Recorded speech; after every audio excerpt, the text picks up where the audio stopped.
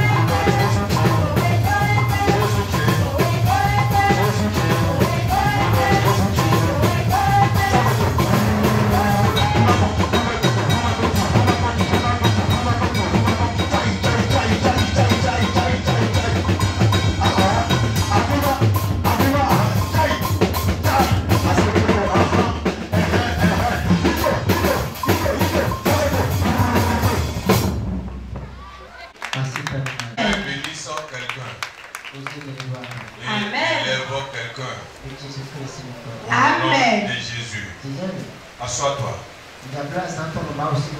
On fait 2-3 jours devant l'Éternel. Nous allons beaucoup prier. Nous allons beaucoup prier. Je t'en prie beaucoup, il faut bien faire la prière. Je vais te poser les bonnes aujourd'hui. Je te pose les bonnes cette soirée. Je vais poser les bonnes aujourd'hui.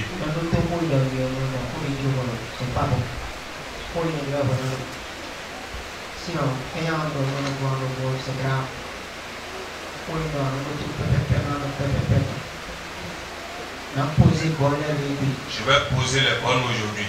Alléluia. Amen. Demain, on continue. Nous allons continuer demain. Et prier beaucoup. Avant de finir ce programme, tu vas chercher la cendre. Et fais tout possible pour avoir ton sel.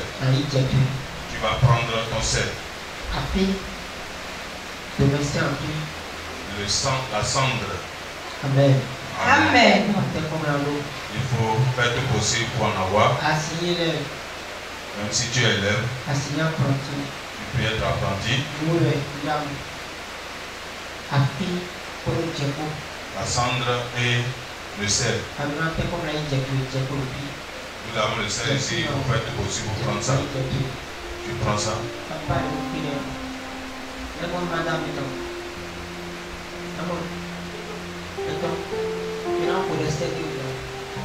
Priez pour elle là-bas. Priez pour elle cette soirée. Il faut prier pour elle cette soirée. Maman qui est là-bas. Oui. Elle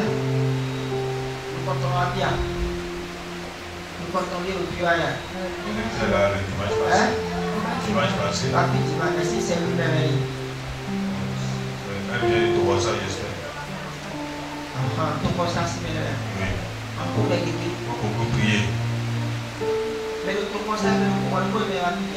Toi, c'est qui est venu cette soirée.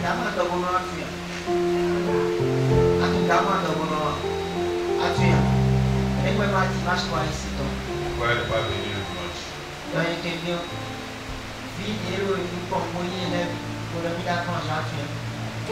C'est possible.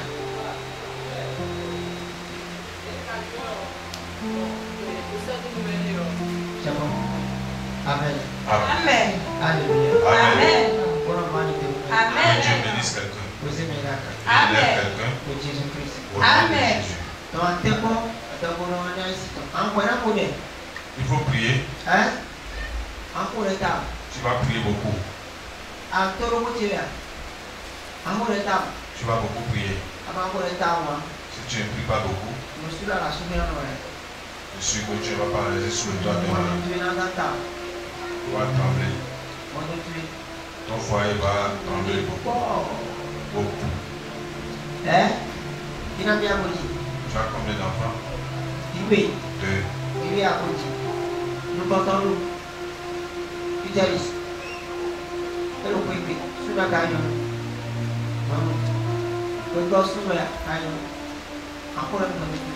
Priez beaucoup pour ton foyer. Si tu ne pries pas beaucoup pour ton foyer, tu auras beaucoup de difficultés.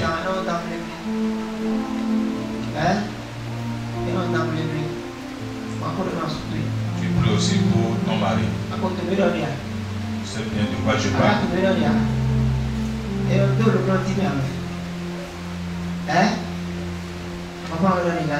comprends bien. Prie beaucoup pour ton foyer. Je t'explique ça. Amen. Amen. Est-ce que quelqu'un est ici avec moi? Est-ce qu'elle connaît déjà ce que je dis? Mais le goûter ne doit pas s'y coller. C'est pour nous comprendre bien. Elle me comprend bien.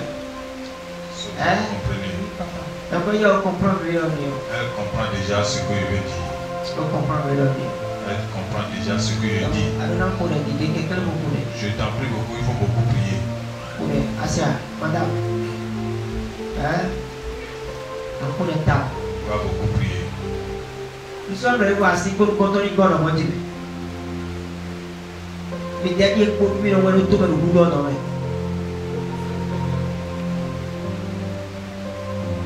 Et ma cour, on va beaucoup activer le ministère. Et on va beaucoup de gens pour prier pour Dieu, mais là, comment on va faire? On va beaucoup de gens qui ont bien entendu au monde entier. On va beaucoup de gens.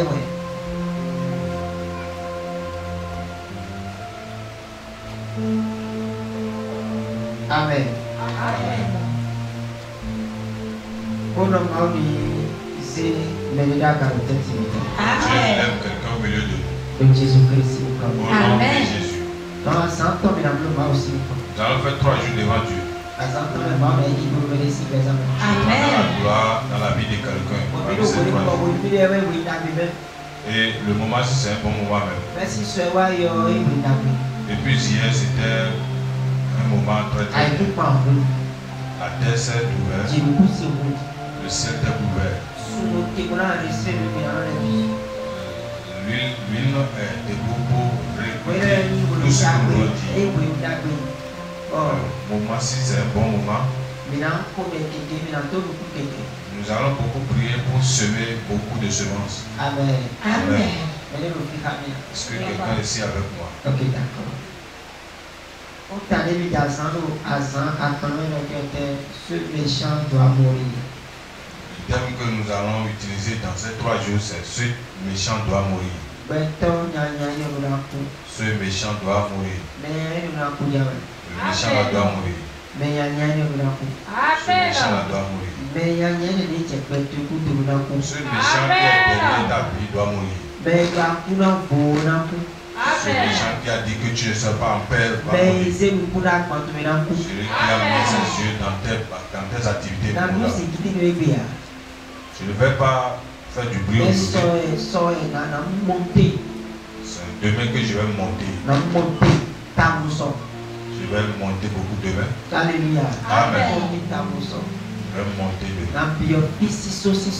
Je vais pénétrer beaucoup de choses demain. Les méchantes personnes sont partout. Les personnes méchantes sont dans ta maison. Il y a des méchants enfants parmi tes enfants. Il y a les méchants amis parmi tes amis. Pour que je le répète. Je vais comprendre. Je vais commencer. Il y a un enfant mauvais dans tes enfants. Celui qui va maintenant dire ou bien parler mal de toi chez ton mari. Celui qui va parler mal de toi à ta femme et parmi tes enfants. Alléluia. Amen. Il y a un enfant mauvais dans tes enfants. Non pas mauvais, méchant. Un enfant méchant dans tes enfants. Alléluia. Amen. Il y a un ami méchant parmi tes amis. Il y a un méchant là où tu es en train d'apprendre. Il y a un méchant dans ton église. Il y a les méchants qui t'entourent un peu partout. Hier, j'avais appelé une dame, je suis en train de parler avec elle. J'ai dit, viens me rencontrer à quelque part, je vais t'expliquer. Quand elle est venue, quelqu'un est encore venu pour la demander. J'ai demandé comment celui-là est venu là. Comment celui-là a su que tu es là. Et elle a dit, peut-être c'est mes enfants qui ont donné l'information. Elle a dit, c'est une mauvaise chose. Là où tu vas, tout le monde ne peut jamais savoir. Seulement tes enfants et ton mari.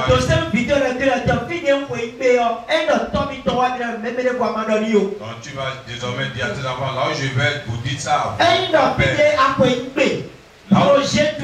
Là où tu veux partir, tu expliques à tes enfants.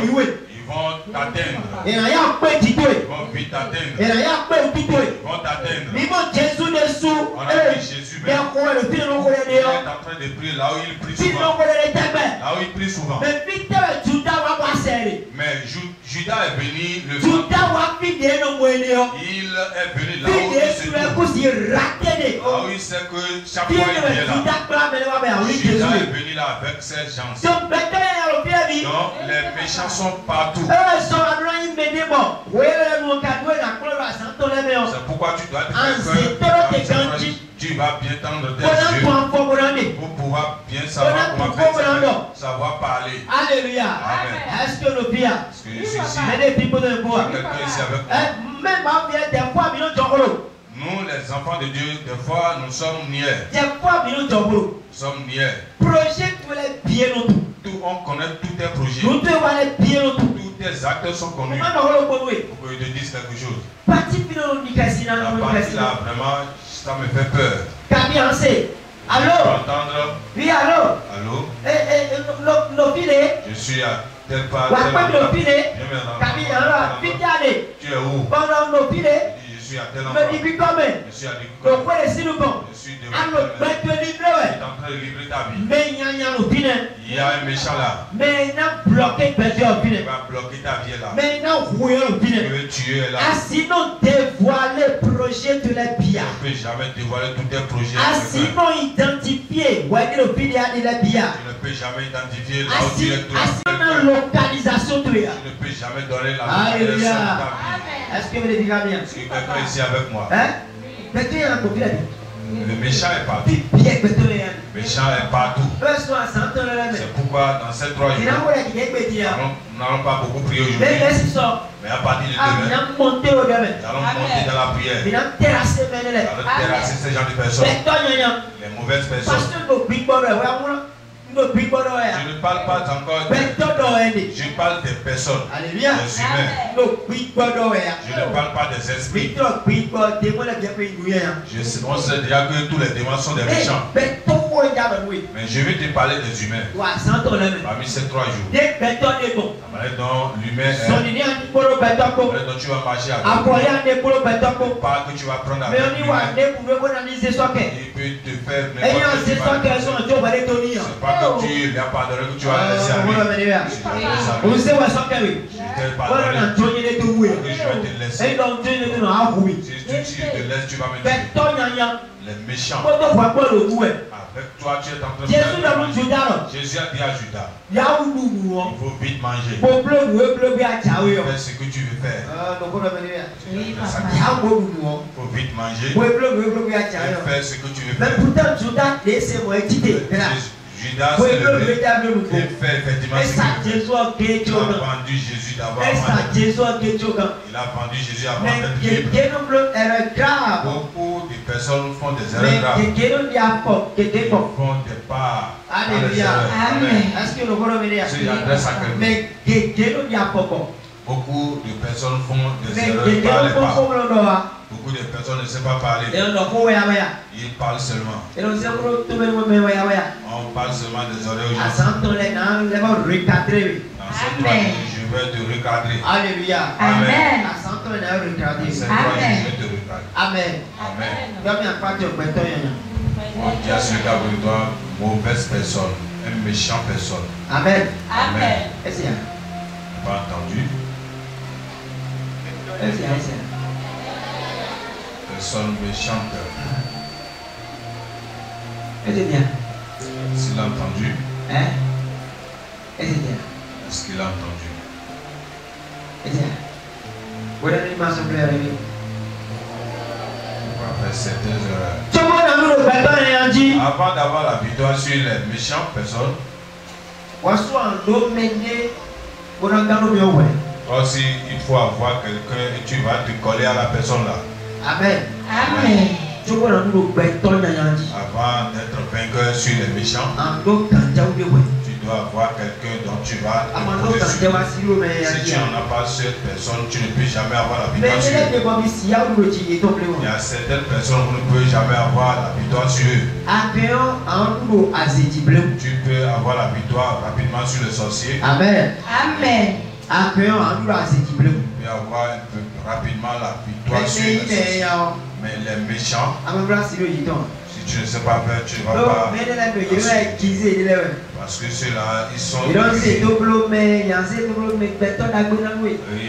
transforment en bonne personne pour toi. Ils vont te faire du bien, tu vas croire que c'est fini. Mais c'est lui qui veut te livrer. Amen. Amen. Qui veut livrer ta vie. Joseph. Allons regarder l'épisode. Il est déjà parti. Joseph. Écoute-le. Il a eu un songe. Écoute-le. Et quand il a eu le songe là, il a dit ça à qui premièrement? Il a dit ça à ses amis.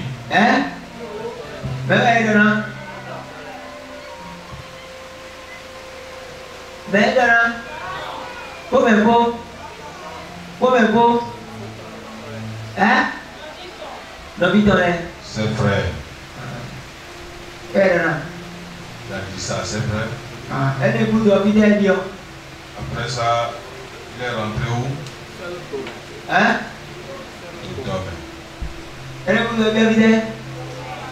Tout domaine.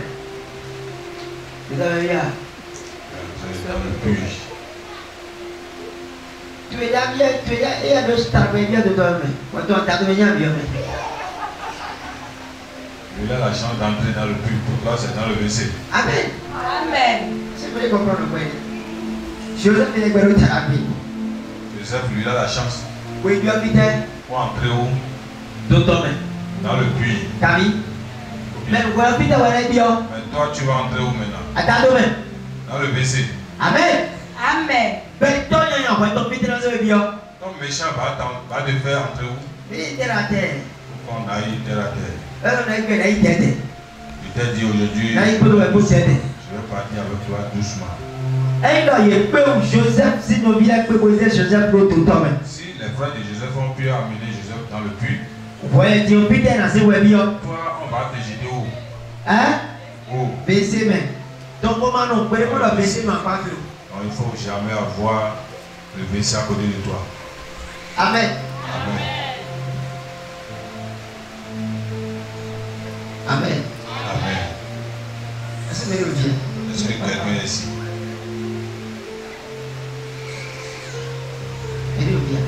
Est-ce que quelqu'un est ici?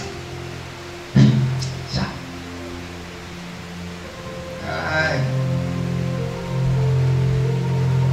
Les versets sont un pire de quoi?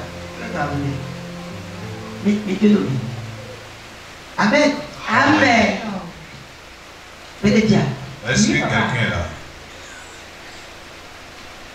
Et Joseph, si les frères de Joseph, il a eu un songe et il les a dit. Seulement un songe. Il a eu un songe. Toi, tu veux ramasser ton jean, tu as déjà dit.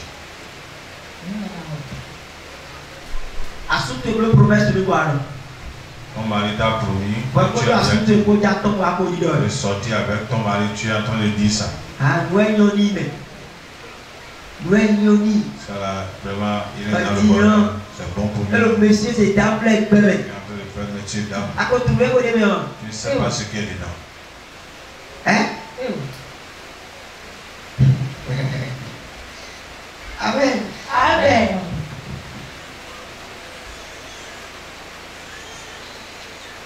Alléluia. Amen. Joseph. Joseph. Il a eu un songe seulement. Il a eu un songe pour expliquer ça. Et dans le songe, c'est lui qui est le chef. Et ses frères ont dit, donc toi, ça veut dire que tu es notre Dieu. Tu veux nous gouverner. Il est en train de dire quoi? Et ils sont partis au champ. Et puis leur papa a dit l'occasion est venue. Tu es le monsieur de rêve.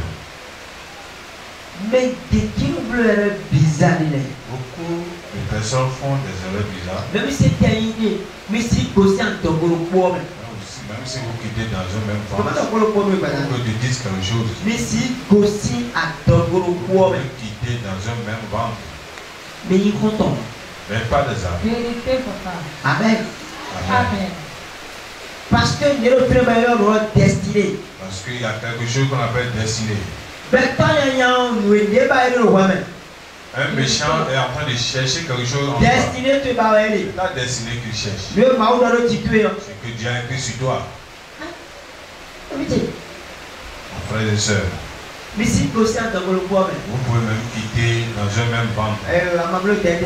Tu ne fais pas doucement, il va te faire chuter. Personne n'est pas encore. Toi, tu es en train de parler de ton mari. Voilà que la personne n'a pas de femme chez elle. Toi, tu es en train de parler de ta femme. La personne n'a pas d'enfant.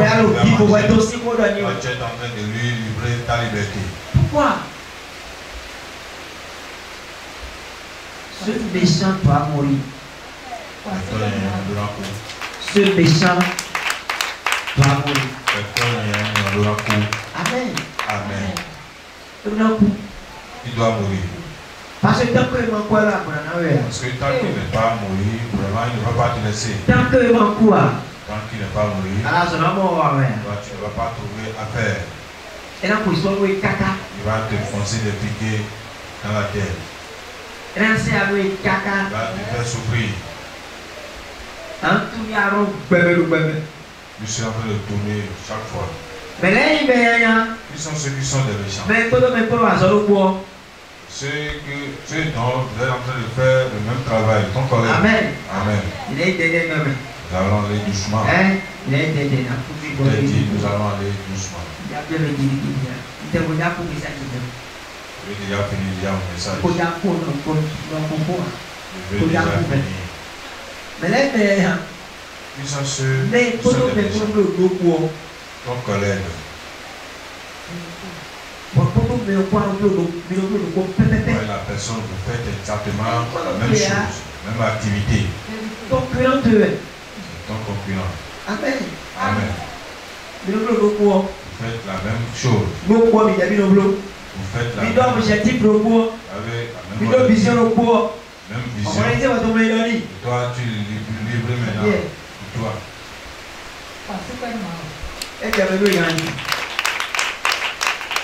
Amen. Amen. Ça marche pour toi.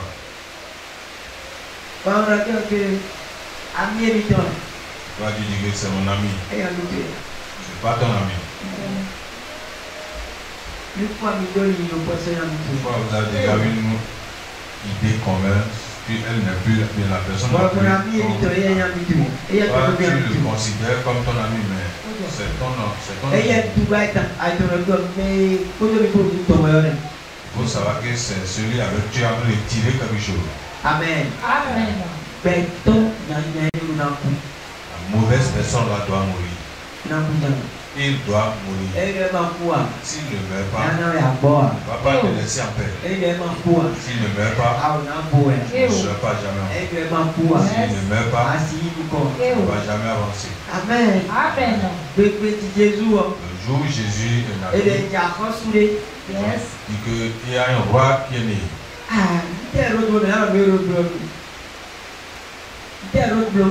Hérode a fait quoi? Qui va me dire ça?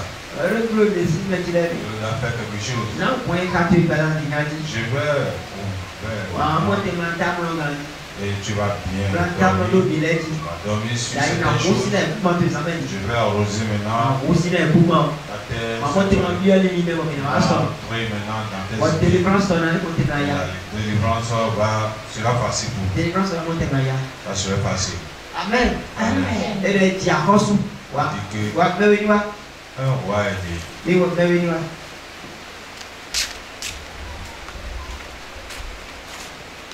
Mais celle-ci, le roi.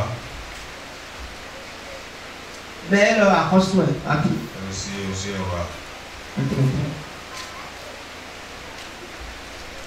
Mais territoire.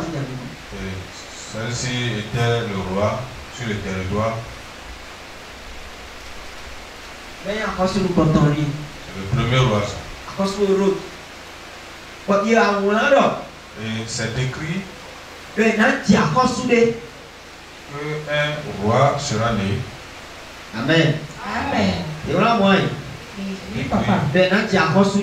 Un roi sera né. Et puis le roi s'est entendu. Et le roi s'est que le plus grand roi. Plus que l'autre. Et l'autre là a entendu. Maintenant, je t'ai demandé maintenant qu'est-ce que Hérode a fait. C'est une question. On aime la réponse. Ils ont mis beau. Allez-y. Mettez la terre. Le camion me dit camion. Mettez la terre. Terre bleu. Il a fait quoi? C'est un gars, voilà, on va ici. Oui, terre bleu. Oh, mon frère. Oui, bleu, pas. Il a fait quoi?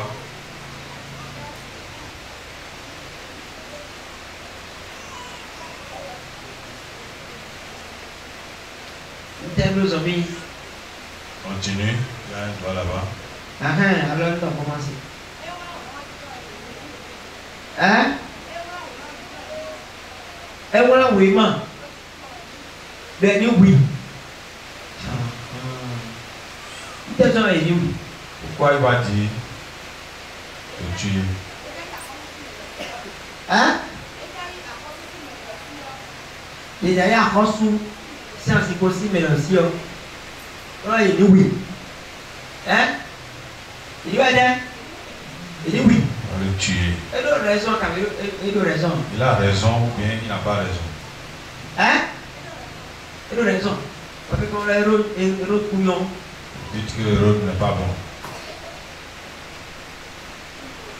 Mais là, il peut l'héros si ou non. Ah? L'héros si ou non? Nanti oui. Bon, mais les gens n'ont pas au territoire. Ah oui. Bon, non, les bons n'allaient pas bien.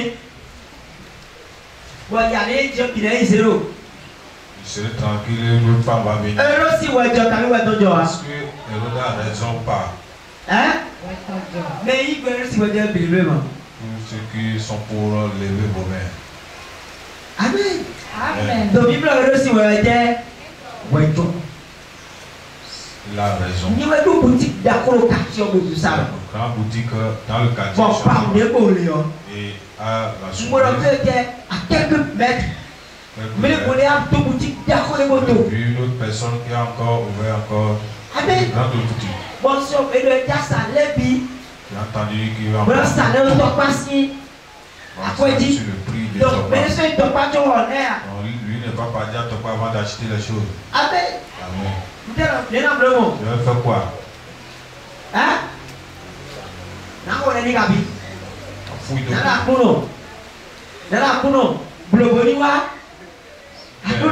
Dieu, il faut le faire venir. Hein? Il faut le faire venir. Hein? Eh, au milieu. Hein? Je vais réveiller la délivrance la délivrance sera rapide demain. la prière sera rapide demain. Amen. Amen. Peut-être vous comprenez. Si quelqu'un Hérode a fait quoi? Et donc, vide Tibedo, 0, vous savez, vide Tibedo, 2 ans. Et il va être 2 ans, pas 5 ans, 2 ans. Et il va être. Il a dit les enfants qui sont nés. Il va être. Et donc, oui. Parce que quelqu'un a 2 ans. Pourquoi il a dit jusqu'à 2 ans? Il a cherché ça pendant 2 ans encore. Amen. Amen. Les magiciens les montés aussi qui go. Comme les magiciens, la gloire de Jésus a dit allez. Allez. Et allez voir l'enfant. Et me rendre compte. Verser les à côté, les gros anticorps. Verser la verre, tu le connais. Et puis verser de base. C'est pas encore mon verset de base. Amen. Verset de base. C'est pas mon verset de base. Les yeux sont les paroles. Ils ne sont plus revenus. Ils sont partis. Amen. Amen. Donc, Hérode doit faire quoi? Vidéti.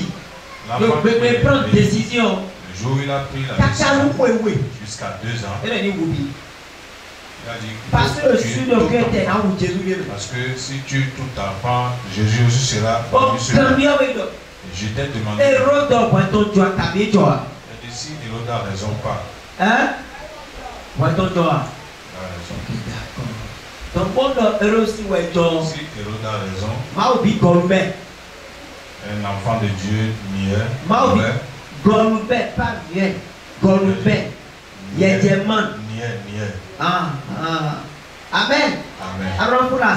Tu dois te réveiller dans ces 3 jours. Alléluia. Parce qu'il y a des enfants de Dieu niais dans la maison. Il y a certains enfants de Dieu qui sont diamants. Si l'ange n'est pas venu, il faut fuir avec l'enfant. Jésus n'aurait pas mourir. Avec rapidité. Il sera. Parce que Jésus n'avait pas la force en soi. Jésus n'avait pas la puissance de se défendre. Amen. Amen. Jésus n'avait pas. L'ange a dit il faut fuir avec l'enfant. Jusqu'au moment où ceux qui veulent le tuer. Amen. Amen. Alléluia. Amen. Est-ce que nous connaissons bien? Oui, papa. Nous connaissons bien. Oui, papa. Donc, donc le méchant doit faire quoi? Le méchant doit faire quoi? Maintenant, qui est le méchant maintenant? Hein? Qui est le méchant? Hein? Je recommande.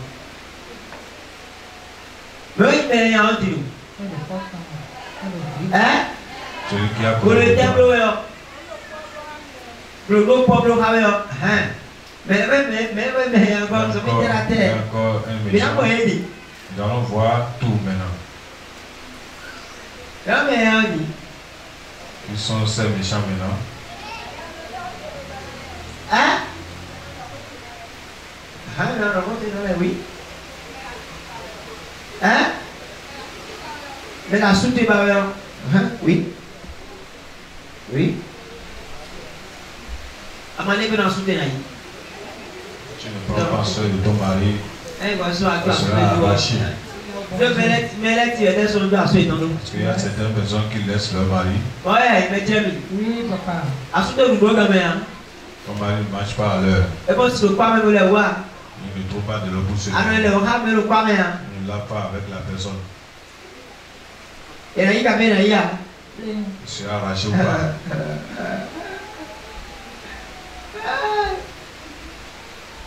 Amen.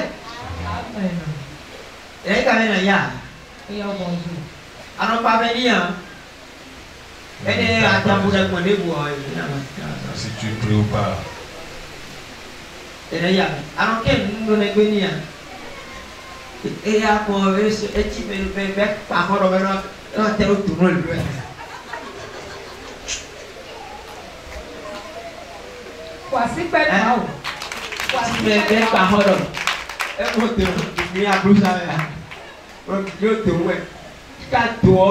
Et bien, on te met et montage pour bibi. Hein? Peinture des diables, peinture de table. Et ensuite, tu es décoré. Tout. Hein? Peinture de 1 an. Elle vient 2 mois. Alléluia. Amen. Est-ce que vous comprenez? Oui, papa. Donc, le méchant là doit mourir dans ces 3 jours.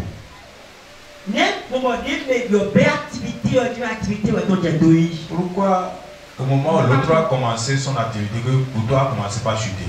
Toi tu dors, elle ne dort pas. Amen. L'ange a dit à Joseph, il faut au moment où celui-ci va mourir. Alléluia. Amen. Ça veut comprendre bien. Oui, papa. Mais celui-ci veut tuer même ça qu'on a passé, mais là, si ton père adoptif. averti au père adoptif de Voilà, Jésus. c'est bon. Il faut partir Au moment où tu vas entendre. Est-ce que Melo quoi cabé quoi? Et ma question est, est-ce que celui-ci est mort? Et quoi? Et quoi qui a Melo? Jésus a fait quoi? Elle est mort. Il est revenu.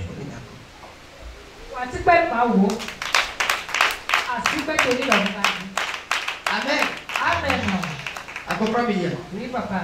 À comprendre ce bien. Tu comprends déjà le travail. À comprendre ce bien. Oui, papa.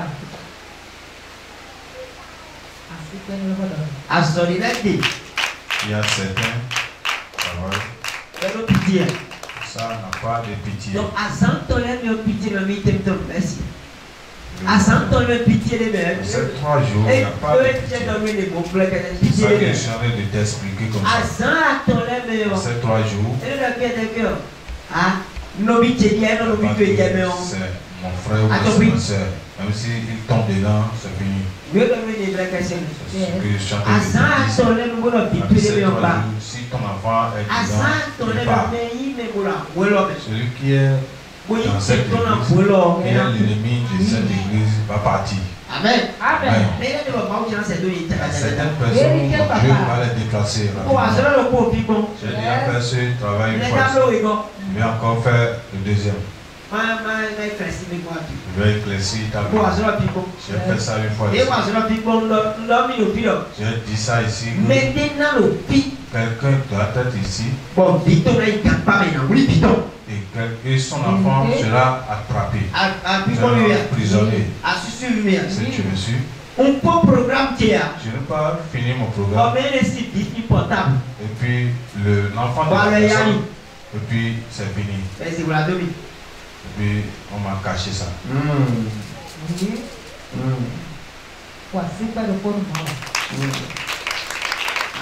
Amen. Je suis venu pour faire le travail là. Donc si tu es méchant dans cette église, tu es l'ennemi de cette église, tu es dans le problème. Vérité, papa. Je te dis quoi maintenant? Je te dis quoi?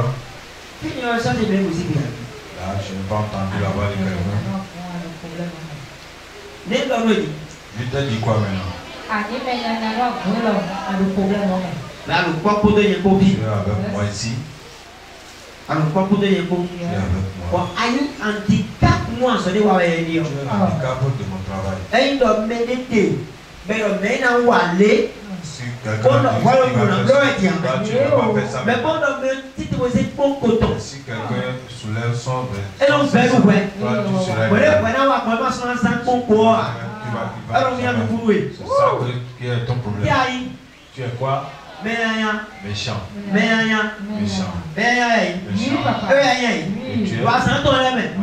Prépare-toi.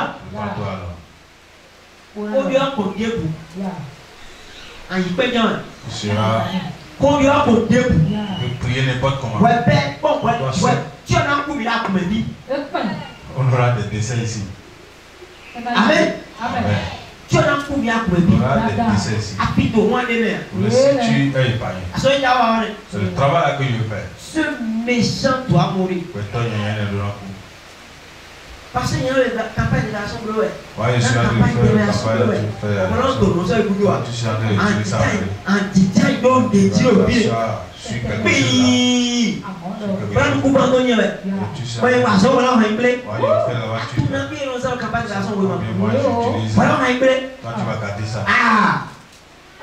prépare-toi.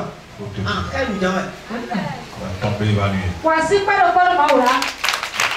Voici pas le Maoula. Amen. Non, ne croyez pas que c'est seulement de ceux du monde, seulement. Si des enfants, ils participent déjà vous-même. ils participent quelque chose dans la vie, ça t'énerve. Si tu veux participer d'ailleurs. Si ta femme participe, toi tu t'énerves. Si tu veux participer d'ailleurs. Tu se trouves déjà dans les mauvaises personnes, dans les méchants. Vous serez entré dedans. Amen. Amen. Donc, c'est le travail qui nous attend dans ces 3 jours. L'action qui va travailler, c'est sur la rage.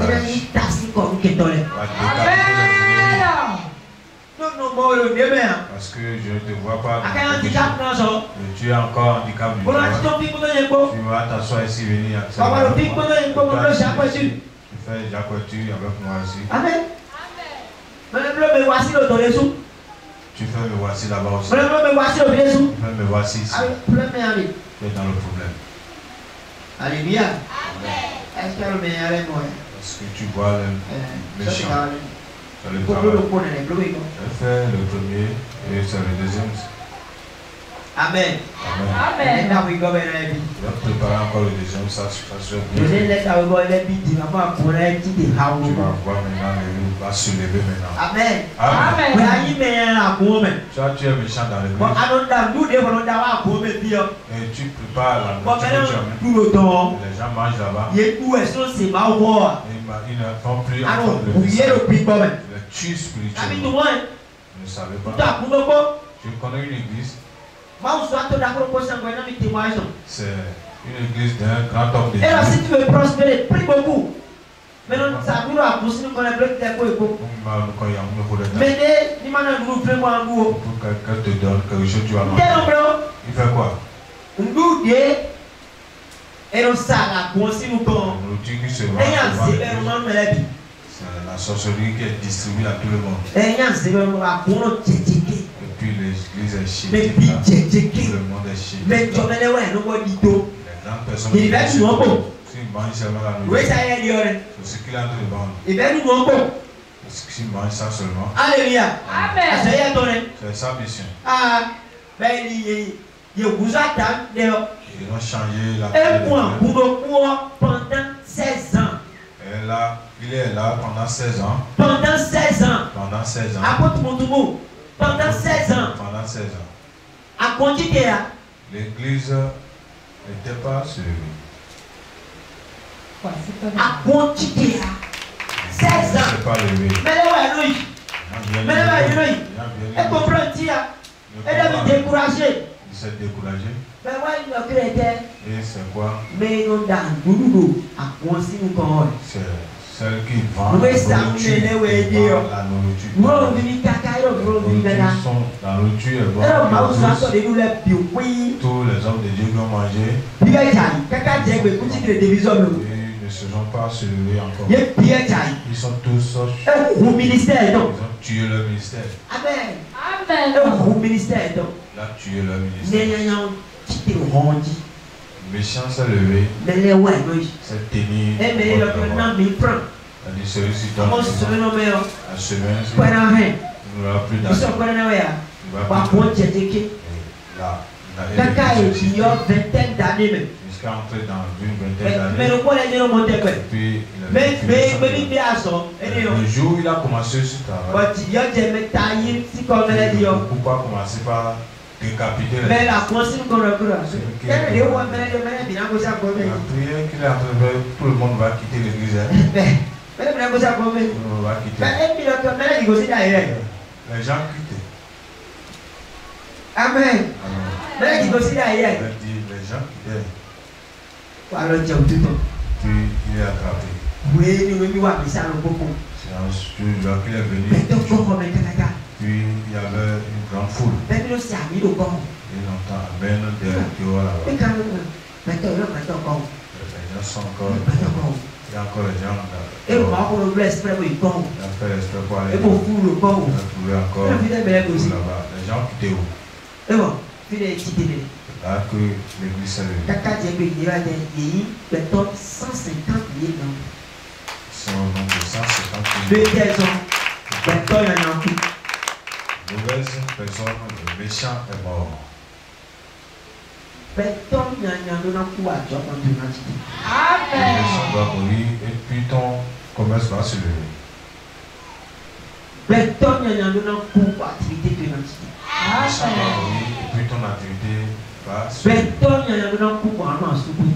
Amen. Et tu vas demeurer toujours dans le vois bien, si la personne ne meurt pas, tu ne peux pas garder.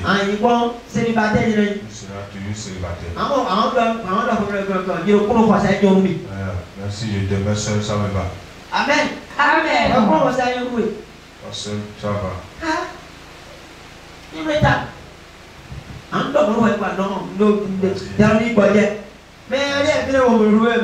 Quelqu'un qui est là, qui est en train de gâter la chose. Mais il y a un méchant. méchant C'est un méchant là. Il va te positionner une femme de problème sur toi. Là, tu donnes un de problème sur ta voix. Tu vas ramasser les problèmes de ta voix. Tu dois faire tout possible dans cette voie.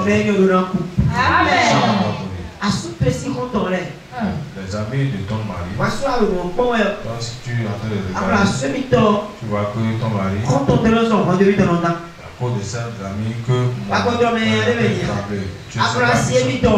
tu sais,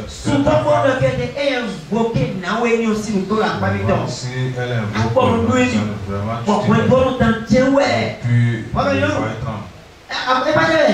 tu souvent le gars a invoqué Naomi aussi pour qu'elle le foyer tremble. va commencer à me demain. Tu n'étais pas le Allez pour mon dog. Tu dors, tu Mais on a un coup d'arrêt. Le méchant va mourir. Amen. Amen. Mais on a un coup. Le méchant va mourir. Mais il y a les méchants, ils ont tellement ouais.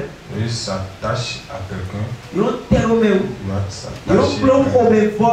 Ils ont faire quelqu'un de sérieux. Ils ont faire ce que c'est.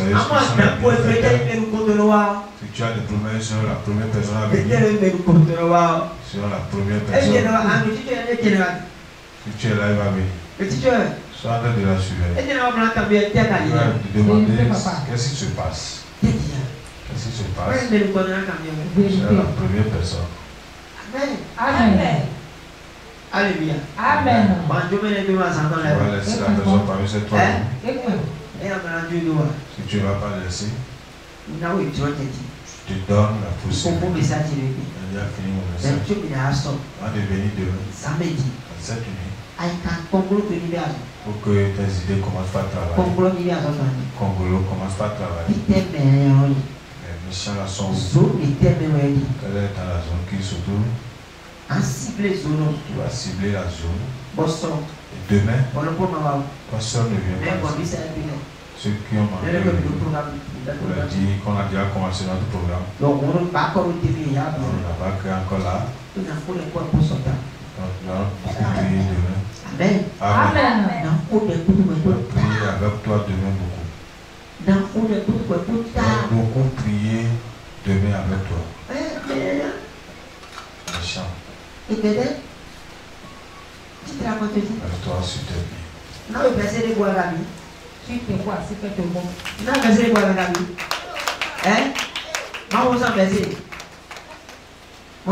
Et ça, ils sont laissés. C'est ça bien. Pourquoi il a fait ça? Beaucoup de versets ici.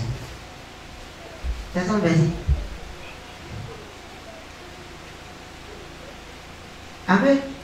Amen.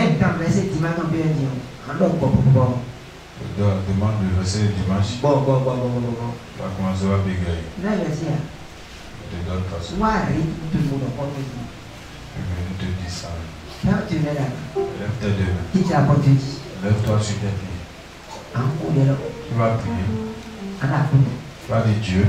Avant la fin de ces 3 jours, le méchant, l'ennemi là, le méchant là, il me donne toujours le travail. Il me donne pas Lève tes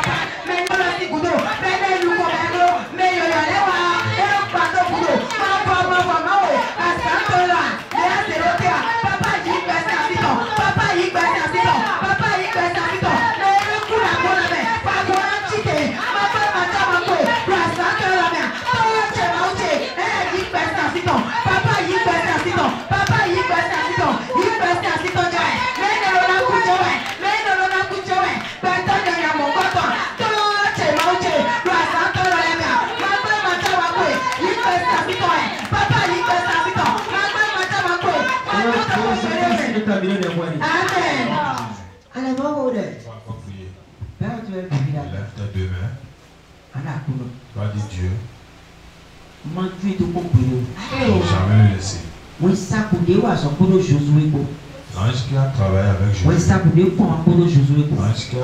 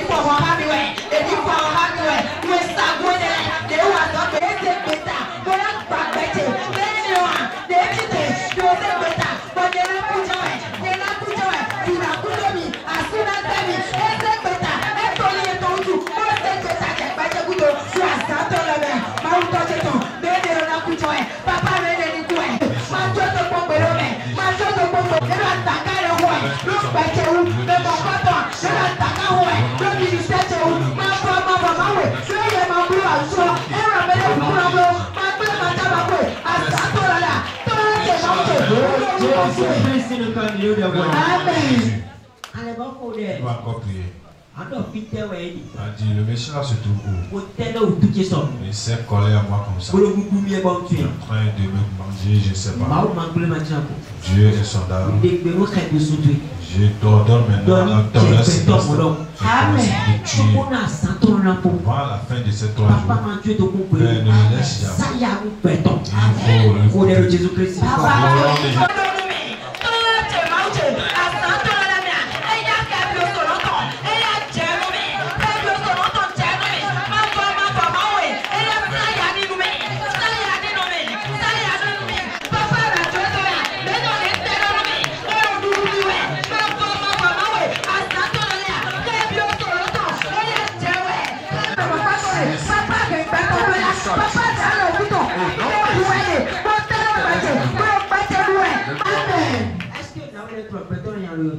Est-ce que la dame là sait qu'elle a un méchant derrière? 1, 2, 3. 1, 2, 3. À toi. À toi. Là, tu l'as.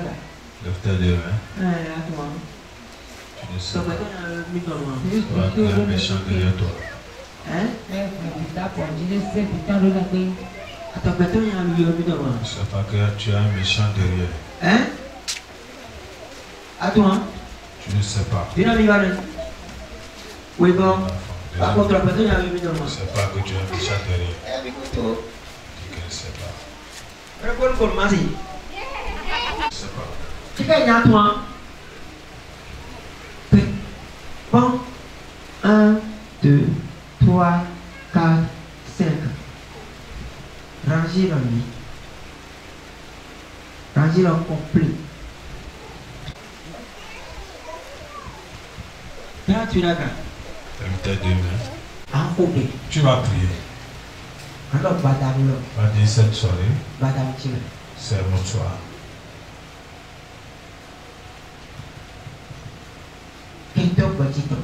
L'ennemi de ma vie, Amen. se suicide. Mais que ça peut être là, oui. Celui qui a vendu ma vie déjà à l'ennemi, Mais que ça peut être celui qui a vendu ma vie à mes ennemis, mais livré. celui qui m'a livré, Papa, il faut faut qu'il soit suicidé. nous n'y plus qu'à carbone, il doit Que sort de nous tous. au nom de Jésus-Christ. Prie au nom de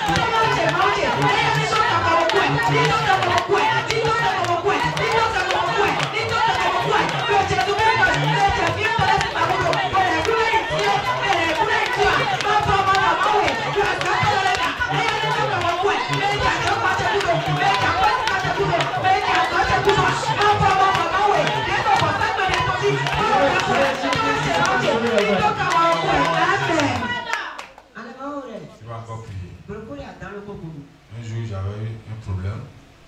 Un chantier à conduire dans les. J'avais eu un chantier dans la conduite. Je Je prends entrepreneur au salon. entrepreneur, nous vendons ça. Chantier à conduire dans les. Le chantier Tu d'accord. connais Vous connaissez appartement les. les appartements. Hein? Oui. Hein? Oui. Papa. Bon, il y a un ça me dit. Et si je prends ça, je revends ça encore à quelqu'un d'autre. Bon, mais ça n'a pas été. Donc je suis en train de Le vendre pôle ça. est Le travail là vraiment, ça ne suit pas. Voyez ce qu'on doit être. Je dis, Bon, non, nous sommes là. je ne vais plus prendre ça. À toi, je vais te donner. Le travail que j'ai laissé, Mon père, Podo, Tiga, Podo, Dodofio. j'ai oublié mon père et mon Oui, fils. mais père, Podo, Tiga, Podo.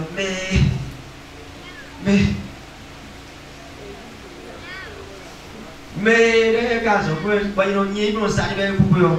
Et quoi, ça va où? Il est en train de faire ça. Et quoi, Il fait et ça. pour le travail, Il est en train de travailler déjà. à ce moment-là, il y avait. Bon, et bon, et le travail, on a mis. Il travaille plus que moi. On a chaud. Amen. Amen. Dans le mois. Je suis mordu par les esprits. Et dans le nom. Il m'a dit, Et t'es idiot. c'est quoi ça? Et découragé. Il m'a découragé. Bon, il y a notre plein de la touche à ça. Je ne vais plus prendre le Il y a travail. dit bien ça, quoi.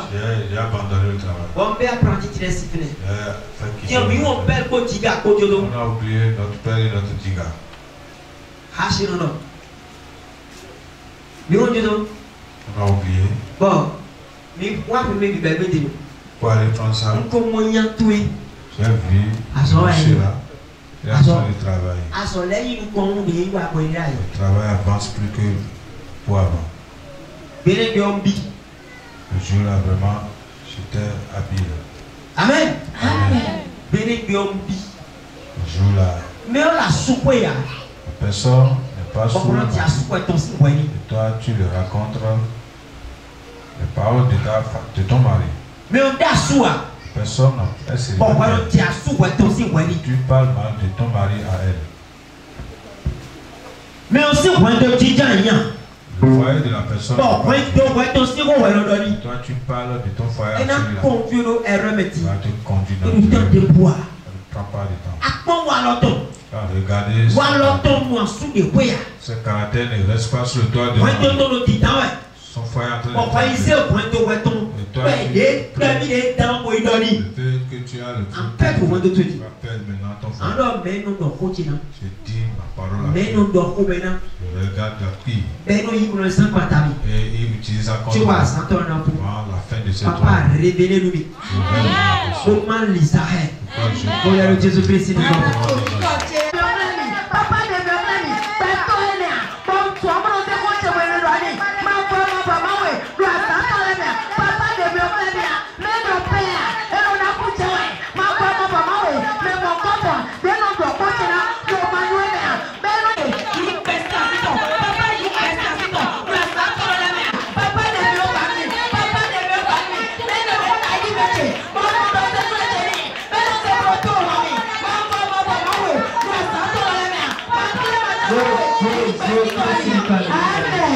Amen.